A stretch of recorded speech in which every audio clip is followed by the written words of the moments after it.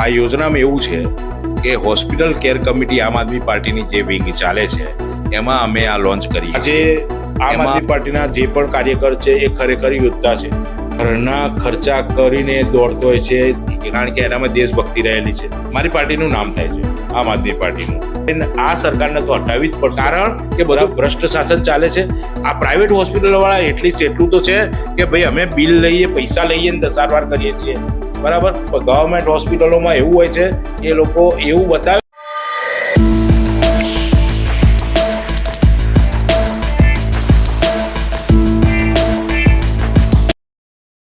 નમસ્કાર, હું આપની સાથે પ્રિયા નાયક. આપનું પીએન ન્યૂઝમાં સ્વાગત છે. આજે આમ આદમી પાર્ટીના કાર્યાલય પર અહીં વિનોદભાઈ પરમાર એક નવી ઝુંબેશ લઈને આવ્યા છે હોસ્પિટલ કેરને લઈને.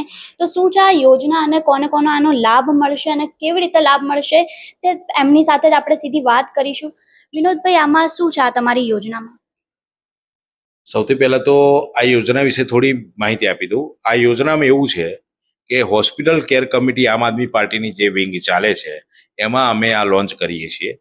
એમાં આમ આદમી પાર્ટીના જે મેમ્બર હશે તે અને બીજા જે મેમ્બરો થશે તે અને એ સિવાય પણ જે સામાન્ય જનતા હશે, બરાબર, એના લાભ માટેની આ આખી યોજના તૈયાર કરેલી છે. જે તે હોસ્પિટલમાં એડમિટ થવાનું હશે કે થશે, બરાબર, અમે લિસ્ટ બનાવવાના છીએ. હોસ્પિટલ ટાઈપ કરીશું. મિનિમમ 20 બેડથી માંડીને 30 બેડ 40 બેડ જે હશે એનું એક લિસ્ટ બનશે. એ સિવાય બીજું ઓપીડી, ખાલી ઓપીડી બેઝ પર ચાલે છે હોસ્પિટલ. કારણ કે આ મેં મારા થોડા ઘણા સર્કલમાં વાત કરીને તેમાંથી ઓપીડી વાળા ડોક્ટર બી કે અમારા માટે બી કંઈક કરો, તો એમના માટે બી આ લાગુ કરીએ છીએ. એમાં પણ અમે ડિસ્કાઉન્ટ અપાય. મારી ઓપીડીની ફીસ આખી અલગ હોય છે, બરાબર. નવો કેસ, જૂનો કેસ, એ રીતે બધું લેતા હોય છે. તો એમાં બી અમે ઓપીડી કેસ બી અમે આમાં લેવાનો. હોસ્પિટલ લિસ્ટની અંદર બે ભાગ બનશે, એક હોસ્પિટલનું અને જેમાં એડમિટ થઈ શકો, અને બીજું કે ઓપીડી બેઝ, બરાબર. એવું બી થાય કે હોસ્પિટલ જે હોય એ બી ઓપીડી બી ચલાવતા હોય, એટલે એ ભાગ અલગ કરીશું. પણ ટૂંકમાં ડિસ્કાઉન્ટની જે સિસ્ટમ મૂકીશું એ બંનેમાં સેમ જ રહેશે. અલગ અલગ મતલબ દાખલા તરીકે નવા કેસની ફી 1000 રૂપિયા હોય છે ઓપીડીમાં, તો અમે કહીશું કે સાહેબ આ અમારું તરફથી આવશે પેશન્ટ, તો તમે 50% ડિસ્કાઉન્ટ આપો. ડોક્ટર કે ના, અમે 30% આપીશું. ઓકે, ચલો જે આપો એ. પણ ટૂંકમાં જે નથી મળતું અમે અપાવડાવીએ છીએ. તમે જે રીતે કીધું કે આનાથી ફાયદો થશે, તમને ખબર કેવી રીતે પડશે કે અહીંયા દર્દી આ હોસ્પિટલમાં એડમિટ થયું છે? એના માટે અમે હોસ્પિટલને બી કહીશું કે ભાઈ જેવું એડમિટ થાય તમારે અમને ઇન્ફોર્મ કરે. અને પેશન્ટ એડમિટ થશે એક ટોલ ફ્રી અમે નંબર આપી રાખીશું. એ નંબર પર ફોન કરીને રજીસ્ટર કરાવશે. અમારે કોઈ બી માણસ સાથે એરિયા પ્રમાણે, જિલ્લા પ્રમાણે નંબર મૂકેલું છે, ડાયરીમાં જ નંબર લખાઈશું કે ભાઈ આ જિલ્લો છે, એમાં આ કોન્ટેક્ટ નંબર છે. ત્યાં કોન્ટેક્ટ કરશે કે ભાઈ હું આ હોસ્પિટલમાં એડમિટ થવા જઈ રહ્યો છું, બરાબર છે. તે હોસ્પિટલનો જે બી હશે અમે બી ઇન્ફોર્મ કરીશું અને એ પણ અમને ઇન્ફોર્મ કરશે. તમારું આની પાછળનું મંતવ્ય શું છે? કારણ કે સરકાર દ્વારા પણ આપવામાં આવે છે, મહાકાર્ડ કાર્ડ છે, ઘણું બધું છે, મેડિક્લેમનું બી છે. તો આની પાછળનો તમારો શું ઉદ્દેશ છે? બેન, હું છેલ્લા 2 વર્ષથી હોસ્પિટલ કેર કમિટી જોઉં છું અને એમાં મા કાર્ડ ને આ જે પીએમજેવાય ને કાર્ડ ને જે ખરા ને, એમાં મેં ઘણી જગ્યાએ ગતકડા જોયા છે. ગતકડા મતલબ કે આજે તમે એડમિટ થવાનું પેશન્ટ, બરાબર છે, તો કહેશે કે ભાઈ સર્વર ડાઉન છે. તો સર્વર ડાઉન હોય તો 4 દિવસનું બિલ જે હશે ને એ તમારે પે કરવાનું. 4 દિવસ પછી જો એપ્રુવલ આવી કે 5 દિવસ, તો એ બિલ આપણે જે પેશન્ટ છે ને એના ખીજામાંથી જાય છે. એ કદાચ તમને કોઈને નોલેજમાં નહીં હોય તમને કહું, સર્વર ડાઉન છે.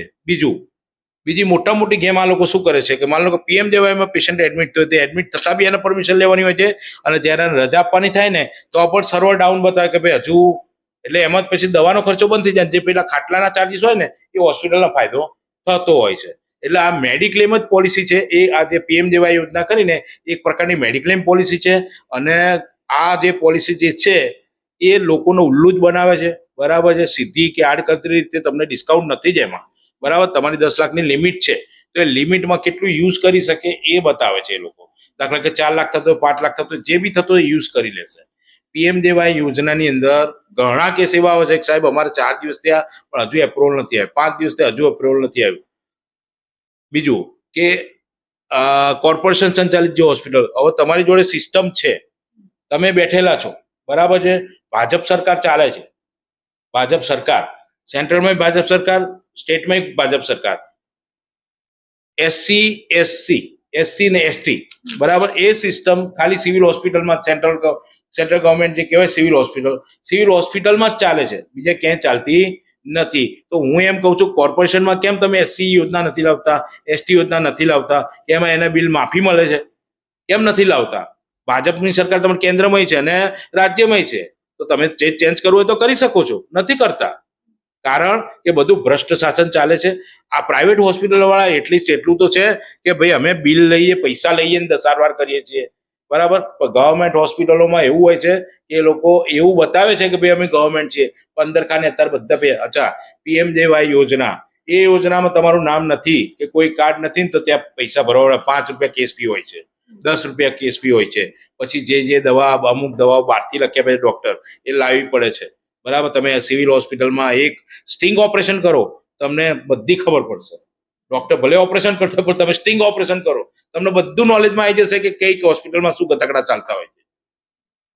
આપણે જોતા હોય છે ગરીબ વર્ગ તો સરકારી હોસ્પિટલમાં જ જતો હોય છે, મેઇન હોય છે મિડલ ક્લાસ લોકો, જે લોકો પ્રાઇવેટમાં જતા હોય છે. આમાં તમારો ફાયદો મતલબ કેવી રીતે એમને થશે? જેમ કે એમનું 1 લાખનું બિલ છે, તેમાંથી એમને કેટલા % ડિસ્કાઉન્ટ થશે? તમે મતલબ દર નક્કી કરેલો જ છે? હવે એમાં કહું, અમારી પાસે જે ડોક્ટર ટાઈપ હશે, લિસ્ટેડ હશે, એ 10% માંડીને સમજી લેજો, 10% માંડીને 90% સુધી ડિસ્કાઉન્ટ વાળો હશે. એમાં જેને જે પોસાતું હશે એ પ્રમાણે. હું એવું બી ના કહી શકું 10% ફિક્સ હશે, એવું બી ના કહી શકું ભાઈ 50% ફિક્સ હશે, એવું બી કે 90% ફિક્સ હશે. કઈ ના કઈ રાહત મળશે. જે નથી મળતું એ મળશે. 100 રૂપિયાનું બિલ થયું હશે દાખલા તરીકે, તો 10 રૂપિયા મળશે ને મળશે. લાખ રૂપિયાનું બિલ થયું હશે તો 10,000 રૂપિયાનો ફાયદો થશે. મિનિમમ 10% ગણીને ચાલુ છું. એટલે ગરીબ માણસ છે એને 10,000 બહુ મોટી રકમ કહેવાય. લાખ રૂપિયાનું બિલ થયું હોય તેની સામે 10,000 ની રાહત મળે તો બહુ મોટી રકમ કહેવાય. કારણ કે ગરીબ બનવું અહીંયા ગુનો જ છે આપણા દેશમાં, એ તો ફાઇનલ છે. ગરીબ માટે કોઈ કશું, સરકાર એમ કહે છે PMJY, પણ PMJYમાં તમે અનુભવ કરી જો, પેલું બંધ છે, બધું બંધ છે, ફલાણું બંધ છે, ઢીકડું બંધ છે, તમારો આ પેપર નથી, તે પેપર નથી, બરાબર. BPL ને ફ્રી સારવાર હોય છે, સાંભળજો, BPL એટલે BPL કાર્ડ જ છે, ફ્રી સારવાર, પણ એમાં બી અમુક વખતે ગતકડા કરતા જ હોય છે, નાટક કરતા જ હોય છે. મારો છેલ્લો સવાલ છે, આમાં તમારી પાર્ટીને કઈ ફાયદો ખરા? તમે જે રીતે બધાને હેલ્પ કરો છો તો આમાં કંઈક તો હશે?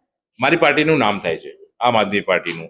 કારણ કે તમે એક વસ્તુ જુઓ કે આજે આમ આદમી પાર્ટીના જે પણ કાર્યકર છે એ ખરેખર યોદ્ધા છે, બરાબર છે. એ પોતાના ઘરના ખર્ચા કરીને દોડતો હોય છે, કારણ કે એનામાં દેશભક્તિ રહેલી છે. દેશભક્તિના કારણે જ દોડે છે, દેશમાં રહે છે એટલે દોડે છે. અને એના બાળકોનું ભવિષ્ય અત્યારે જોઈ લીધું, એનું પોતાનું ભવિષ્ય અંધકારમય છે. તો બાળકનું ભવિષ્ય ઉજળું કરવા માટે કઈ ને કઈ પ્રયત્ન કરીને આ સરકારને તો હટાવવી જ પડશે, બરાબર. એના માટે જ. અને આ એક જે યોજના અમે લાયા છીએ રાજકારણની અંદર, ભારતીય રાજકારણની અંદર, કે ગુજરાતની તો વાત નહીં, ભારતીય રાજકારણની અંદર પહેલી વખત હું એવી યોજના લાવ્યો છું કે hospital care committee doctors hospital type કરશે, બરાબર. આમ આદમી પાર્ટી હોસ્પિટલ કેર કમિટી ડોક્ટરને ટાઈપ કરશે, હોસ્પિટલ ટાઈપ કરશે, અને એનાથી જ અમે બધાના જનમાનસ પર અમે છવાવા માંગીએ છીએ કે ભાઈ અમે પૈસા માટે કામ નથી કરતા, તમારા પૈસામાંથી બી તમને ફાયદો અપાઈએ છીએ. તમે જે 100 રૂપિયા ભરવાના જ હતા, માન લો કે આમ આદમી પાર્ટીએ દરમિયાનગીરી નથી કરી તો તમે બિલ તો ભરવાના જ છો, પણ અમે દરમિયાનગીરી આ બુકલેટ થ્રુ કરીશું કે જે તે હોસ્પિટલ લિસ્ટેડ છે ત્યાં, અને સારા ડોક્ટર, એવું નહીં કે ચીલા ચાલુ ઝોલા છાપ. કારણ કે અમે જે સિસ્ટમ નક્કી કરી છે એમાં પેનલમાં 5 ડોક્ટર એવા હશે કે જે આનું જ સિલેક્શન કરશે કે ભાઈ આ હોસ્પિટલ સારી છે, આ ડોક્ટર સારું છે, બધા સર્ટિફિકેટ ચેક કરવામાં આવશે. આખું ડોક્ટરનું ફોર્મ તૈયાર છે, કઈ હોસ્પિટલ આવશે કયું નહીં એનું ફોર્મ બી તૈયાર છે અમારી પાસે. હું તમને બતાવી દઉં, જોઈ લો તમે. આ રીતનું એક ફોર્મ છે, એ ફોર્મની અંદર હોસ્પિટલની ટોટલ ડિટેલ આવશે, અને નીચે એનો સાઇન સ્ટેમ્પ આવશે. એ ઇન્ટરેસ્ટેડ છે તો જ અમે લિસ્ટમાં લઈએ છીએ.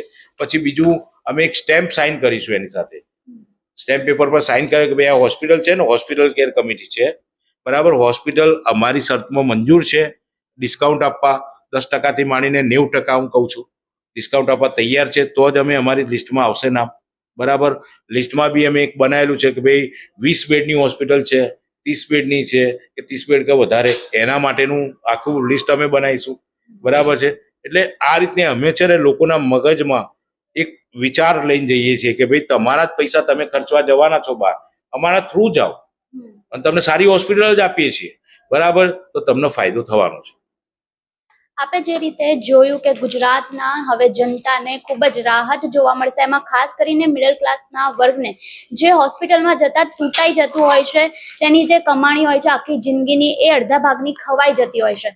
હવે તેને લઈને આમ આદમી પાર્ટીના દ્વારા વિનોદભાઈ પરમાર દ્વારા એક યોજના ચાલુ કરવામાં આવી છે, જેનાથી રાહત મળશે, તેમના બિલમાં ડિસ્કાઉન્ટ મળવાની શક્યતાઓ છે, ઘણી બધી વધુ ડિસ્કાઉન્ટ મળી શકે છે. તમારું આ વસ્તુને લઈને શું કહેવું છે? અમને કમેન્ટ બોક્સમાં આપના મંતવ્યો જરૂરથી જણાવજો. નમસ્કાર.